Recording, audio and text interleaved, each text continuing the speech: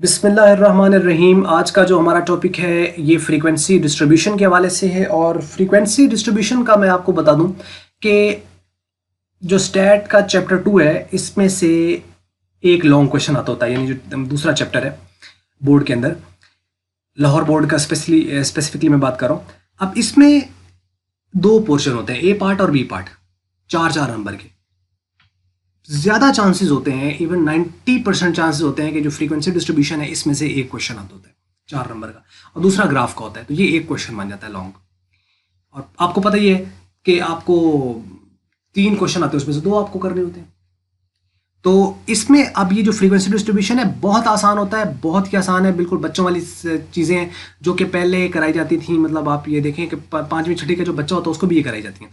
अब ये second year में भी हुई हैं, आपने पहले की हुई हैं, लेकिन बस ये होता है कि हमें हर बार हर टॉपिक नया ही लगता है कि शायद ही हम पहली बार कर रहे हैं, तो वो चीज़ें भूल जाती हैं, वरना ये पहले आपने की हुई होती हैं। एनी हाउ, फ्रीक्वेंसी डिस्ट्रीब्यूशन, सबसे पहले तो इसकी डेफिनेशन भी आ सकती है, तो आपको पता होना चाहिए कि फ्रीक्वेंसी डिस्ट्रीब्यूशन इनफैक्ट है क्या।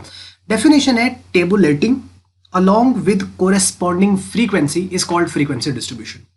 यानी जब आप टेबल बनाते हैं और उसमें डेटा फीड करते हैं फ्रीक्वेंसी के साथ, यानी फ्रीक्वेंसी डिस्ट्रीब्यूशन की ही तब जाती है जब एक पर्टिकुलर डेटा रिपीट हो रहा हो। अब फ्रीक्वेंसी क्या होती है? Repeatness of a particular data in a particular interval और इन अ पर्टिकुलर रीजन। जिस भी हिसाब से आप देख रहे हैं, टाइम के एतबार से देख रहे हैं, क्वांटिटी के एतबार से देख रहे हैं, क्वालिटी के हिसाब से देख रहे हैं, जिस तरह भी है, तो उसमें जो उसकी रिपीटनेस है, उस रिपीटनेस को फ्रीक्वेंसी कहा जाता है। अब जब आप टेबल बनाएंगे और साथ उसकी फ्रीक्वेंसी भी लिखेंगे, टेबल खाली बनाना और उसमें डेटा फीड करना टेबुलेशन कहलाता है। इसलिए हम ये कह सकते हैं tabulation along with frequency is called frequency distribution. Tabulation हम ये भी कह सकते हैं कि tabulation plus frequency is equal to frequency distribution, कि डेटा को डिस्ट्रीब्यूट किया on the basis of the frequency.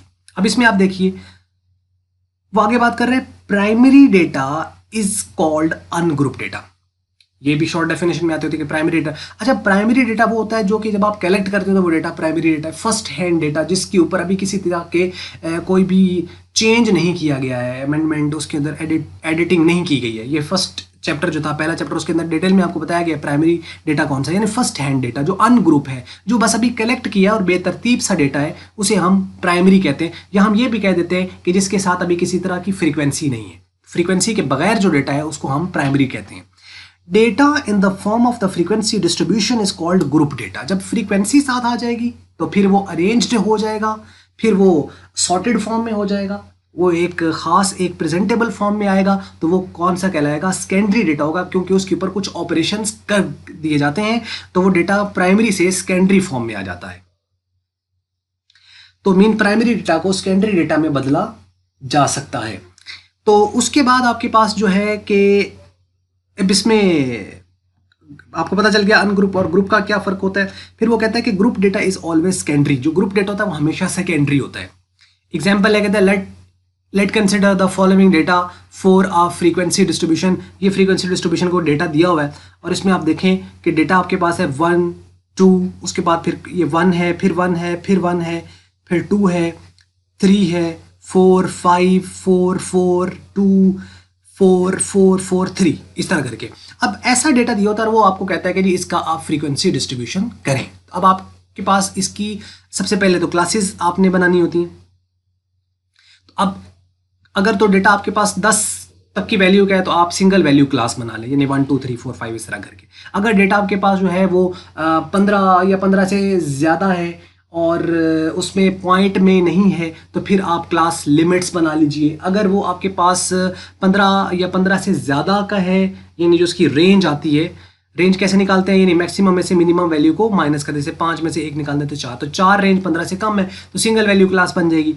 तो ये कुछ स्टैंडर्ड नहीं है इसका बनाने का, लेकिन ये है कि आपकी मर्जी है, आप सिंगल वैल्यू क्लास बनाएं, मल्टीपल वैल्यू क्लास बनाएं। मल्टीपल में ये होता है जैसे कि जी आपने देखा होगा 10 से 20, 20 से 30, 30 से 40, 40 से 50, इस तरह करके क्लासेस बनी होती है।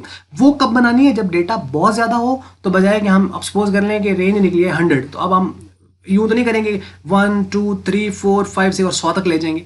ये खुद जो एक यानी यूज़ कर रहा है उसको पता होगा कि इसके अंदर जो क्लासेस हैं वो मैंने ग्रुप्स की फॉर्म में बनानी है या मैंने क्लासेस सिंगल वैल्यू क्लास बनानी है। तो यहाँ पे चूंकि वैल्यूज़ कम है तो 1 2 3 4 5 ही मैक्सिमम वैल्यू थी और मिनिमम वैल्यूज 1 थी, तो ये हमने क्लासेस बना ली। आगे टैली बार्स होते हैं और आगे उसकी फ्रीक्वेंसी कंप्लीट हो जाता है। लेकिन अब इसमें ना अक्सर लोग क्या करते हैं कि वो इसका इस्तेमाल जो है ना, ये जो टैली बार्स है इसका एक यूज़ है, उसके मुताबिक हमें इसको चलना चाहिए। अब अक्सर लोग क्या करते हैं, यानी 1 है ना, तो 1 को क्या करेंगे 1 2 3 4 4 4 4 बस 4, और इधर आगे 1 2 लाइन 3 और 4 लाइनें लगा के और यहाँ 4 लिख देंगे। ये तरीकाकार गलत है। अगर इसको गिन के लिखना है तो फिर इसका तो कोई है मतलब यूज ही ना रहा। असल में इसका यूज है ये टैली बार्स का। इसका क्या यूज है कि आपने इधर देखना है 1 पहले आया तो आपने 1 के सामने एक लाइन लगा देनी है। उसके बाद आपने 2 देखा तो 2 के सामने आके इधर लाइन लगा देनी है। मतलब ये नहीं कि पहले ही कंप्लीट हो गई है, अब 2 है तो 2 के सामने आके लाइन लगा देनी है। आगे फिर 1 है, आप 1 के ऊपर गए फिर आपने एक लाइन लगा देनी है। फिर आगे 1 है, अब 1 के आगे फिर लाइन लगा दो। फिर आगे 1 है, अब 1 के आगे फिर लाइन लगा दो।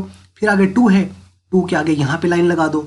फिर आगे 3 है, अब 3 पे आओ, अब यहाँ लाइन लगाओ। इसी तरीके से आगे 4 है, अब 4 के नीचे आके लाइन लगाओ। फिर आगे 5 है, फिर 5 के नीचे लाइन लगाओ। आगे फिर 4 है, अब फिर 4 के आगे, फिर 4 है, फिर 4 के आगे, फिर आगे 2 है, फिर 2 के आगे यहाँ पर, और उसके बाद फिर 4 है, फिर 4 के आगे, फिर 4 है, फिर 4 के आगे, फिर 4 है, फिर 4 के आगे। अब ये जो एक है ना इस तरह करके और ये कट हुआ है, असल में ये 5 को कहते हैं। अगर आप ये देखें तो ये देखें ये 1 है, ये 2 है, ये जितनी लाइनें होंगी उतना आपके पास उसकी फ्रीक्वेंसी है। मतलब यही असल में इसी से हम इसको नंबर की शक्ल में लिख देते हैं। ये 1 है, ये 2 है, ये 3 है, ये 4 है और ये 6 है टोटल, जिसमें ये वाला जो कट हुआ है ये 5 है। इस कट का ये मतलब है कि असल में 5 यानी 4 के बाद अगर 5 आएगा तो बजाय हम एक और लाइन लगाएं उसके ऊपर एक ऐसे हॉरिजॉन्टल सी लाइन या बाज़ दफ़ा डायगोनली उसको कट कर दिया जाता है, जिसका ये मतलब होता है कि ये 5 है। तो बस उसके बाद फिर आगे 5 के आगे 6 लिखना है तो फिर आगे फिर एक लाइन लगा दो। फिर इसी तरह अगर फिर 5 बन जाएगा फिर उसको काट दो। तो वो अगर इस तरह के 2 कटे हुए आपको मिलते हैं, मतलब एक आपके पास ये एक आगे फॉर्म एक और फॉर्म आ गई तो वो आपके 10 बन जाएंगे, और अगर ये 3 आ जाए तो 15 बन जाएंगे। इसी तरह करके ये वैल्यूज है।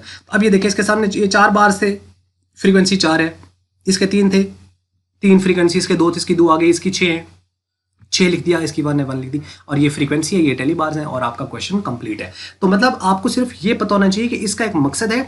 इसका फायदा ये होता है कि वैल्यू स्किप नहीं होती, मतलब आप सीक्वेंस में चलते जाएंगे, पहले को देखा उसको आगे लिख दिया, दूसरे को देखा, और इधर से आप हो सकता है कि आप काटते जाएं, उसके ऊपर लाइन लगा दें कि ये भी मैंने लिख लिया, ये भी लिख, ताकि कोई वैल्यू स्किप ना हो। जब आप गिनेंगे तो फिर गलती के चांसेस ज्यादा हो जाएंगे, फिर इसका मकसद ही नहीं रहता। अब यहाँ एक और चीज मैं आपको बता दूं कि बाज़ दफा 2 टेबल बनते हैं कि किताब वाला जैसे करता है कि जी एक टेबल बनाता है क्लासेस का और टेली बार्स का, और फिर एक फाइनल वो टेबल बनाता है।